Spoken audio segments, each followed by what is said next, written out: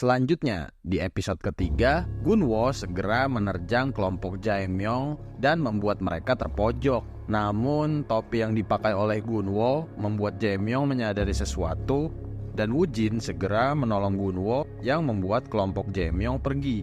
Hyunju yang sedang mengemudi mendapati ada ambulans tepat di lokasinya berpisah dengan Gunwo. Tak lama, Gunwo menelpon Hyunju melaporkan situasinya. Sedangkan Hyunju sendiri menanyakan keberadaan kelompok Jaemyong.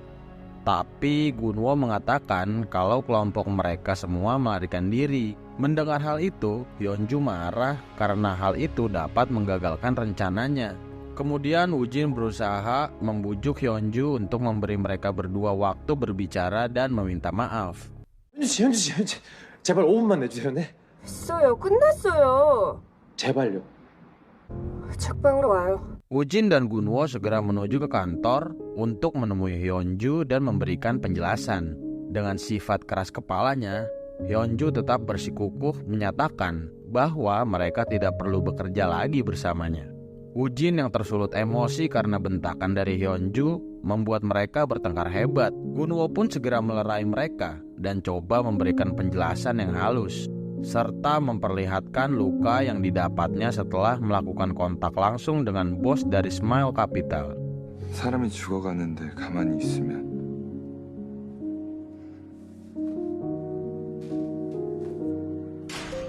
Gunwo dan Woo-jin akhirnya memutuskan untuk berhenti ketimbang membuat suasana makin tidak enak.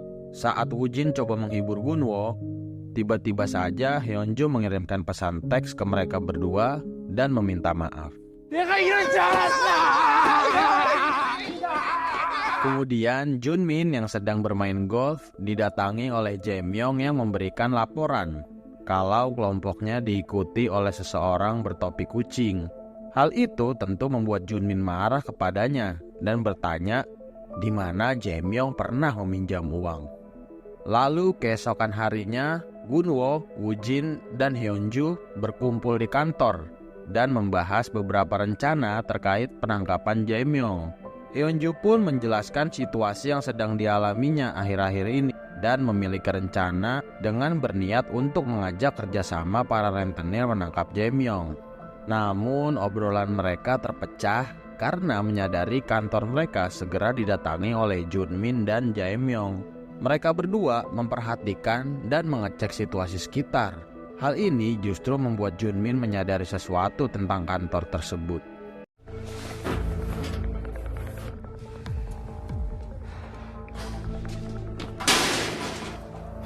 빨리 차라고 이 새끼야. 이씨.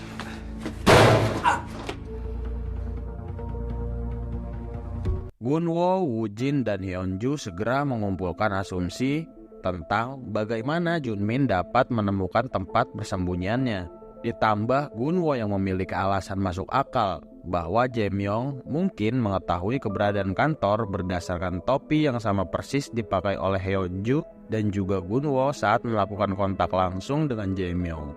Tidak lama Pak Choi dan Pak Oh datang ke kantor dan menanyakan apa yang sedang terjadi. Gunwo pun segera meminta maaf kalau ada kesalahan saat sedang menjalankan tugas. Pak Choi segera menunjukkan pertanyaan kepada Hyunju tentang tugas apa yang sedang mereka lakukan. Setelah Hyunju menjelaskan, terjadi perdebatan antara Pak Choi dan Hyunju yang berbeda sudut pandang. Hyunju segera meminta Gunwo memperlihatkan luka yang dia dapat dari ulah Smile Capital. Namun tiba-tiba saja hal ini membuat Pak Choi menyadari dengan siapa mereka terlibat.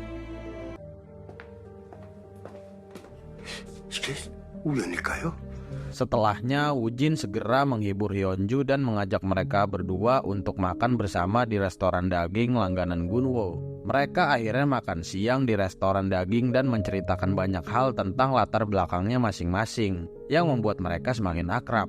Hyunju yang baru bergabung dengan mereka berdua heran dengan sifat Gunwo yang polos dan perfeksionis, sedangkan Woo-jin yang aneh dan banyak berkomentar. Di sana Hyunju juga bercerita tentang dirinya yang diangkat oleh Pak Choi saat menderita kanker tulang belakang di umurnya yang 8 tahun. Ia menjelaskan tentang kebaikan Pak Choi yang suka sekali menolong orang. 근데 너무 배가 고파서 그래서 보육원에 다시 들어갔어. 처음에는 뭐 변태인가 그랬는데 그냥 진심이었어. 천천히 해. Di sisi lain, tepatnya di sebuah rooftop, Myung-gil sedang membeberkan rencana busuknya kepada Junmin terkait kasino yang ingin mereka bangun. Nyatanya kasino itu dipergunakan untuk menjebak Hong agar bangkrut dan menjual gedung hotel yang baru dibangunnya. Lalu Hong tiba di sebuah pencucian mobil yang ternyata itu adalah sebuah jebakan. Jang Do yang mendapat laporan kalau Hong sudah sampai segera menuju ke sana dan memulai aksinya. Jang Do, Bom, dan anak buahnya ternyata mendapat perintah dari Myung-gil yang sebelumnya menyimpan dendam terhadap Hong karena sempat mengolok-oloknya. Hong segera dipukuli dan ditelanjangi sampai video penyiksaannya tanpa mengenakan busana direkam untuk sebuah bukti ancaman.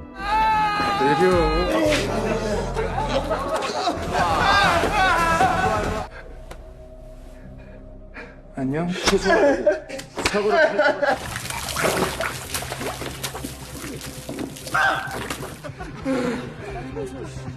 Myung-gil yang sedang beristirahat setelah berlatih kickboxing segera memeriksa handphonenya. Ia tertawa melihat video pelecehan dari Hong yang baru saja dikirim. Beralih ke Pak Choi yang sedang membasuh wajahnya dan mendapat panggilan masuk dari Pak Oh. Di telepon itu, Pak Choi mendapat laporan bahwa ternyata benar Myung-gil adalah direktur dari Smile Capital. Hal ini seketika membuat Pak Choi mengingat masa lalunya. Kala itu ia sedang berada di kantor pinjaman miliknya dan memberikan info bahwa perusahaannya akan tutup. Ternyata Myung-gil termasuk salah satu karyawan Pak Choi.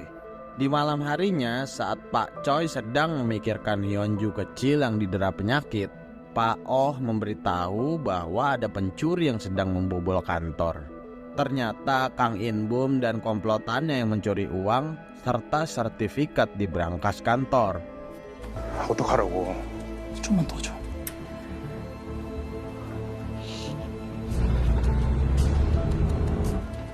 됐어. 이 대출 체증 한 장에 10억이야.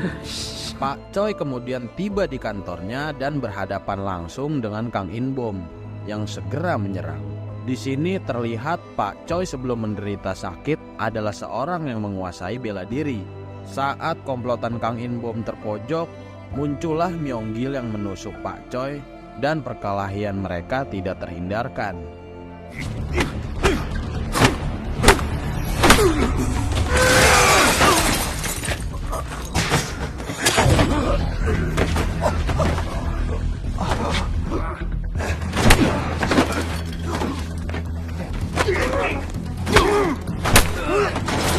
Di samping Pak Choi yang menerima banyak tusukan, Myung-gil menerima luka sayatan di wajahnya yang mirip sekali dengan luka yang didapat oleh Gunwo.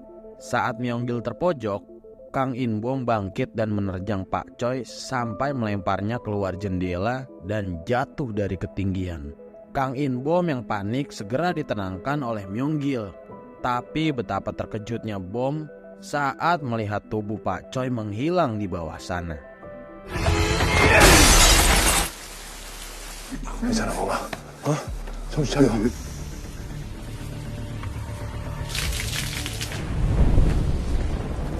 Kembali ke Pak Choi yang sempat sedih setelah mengingat kembali masa lalunya.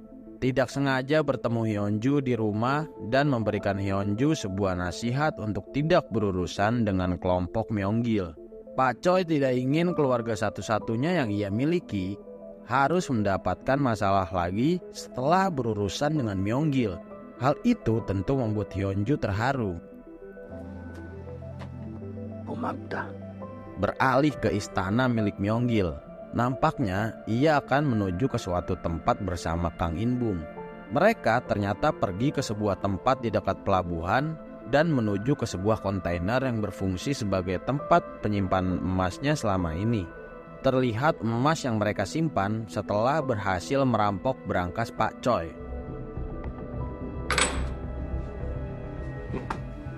너는 내 동생이야. Gunwo, Woo-jin, dan Hyunju tiba di restoran langganan Woo-jin. Tetapi mereka terkejut karena mendapati toko itu sudah hancur lebur. dan Bibi penjaga toko yang sedang ketakutan akibat kerusakan yang dibuat oleh komplotan rentenir. Yang ternyata rentenir yang menghancurkan kios si Bibi tersebut adalah temannya Woo-jin yang pertama kali ia mintai tolong saat bersama Gunwo. Kemudian mereka berdua membantu Woo-jin mencari cara untuk menolong Bibi langganan Woo-jin dan menuju ke suatu tempat. Mereka bertiga ternyata menuju ke tempat Jae-myung untuk menangkapnya. Tapi di sisi lain, Jae-myung sudah memiliki rencana dengan Junmin untuk memancing Gunwo, Woo-jin, dan Hyunju. 예, 이사님 떴습니다.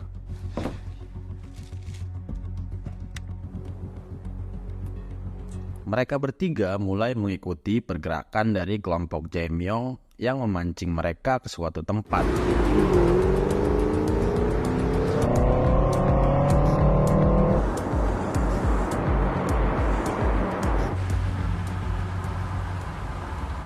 Kemudian sampailah Jae-myung di pintu masuk stasiun bawah tanah, disusul tim Gunwo yang segera mengikuti pergerakannya.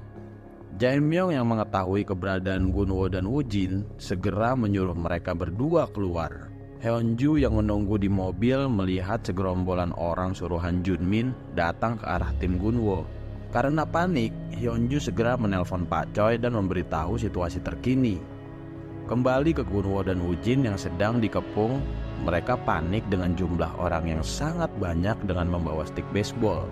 Karena tidak ada pilihan lain, dengan posisi siap bertarung, mereka berdua akan menanggung resiko yang terjadi setelahnya.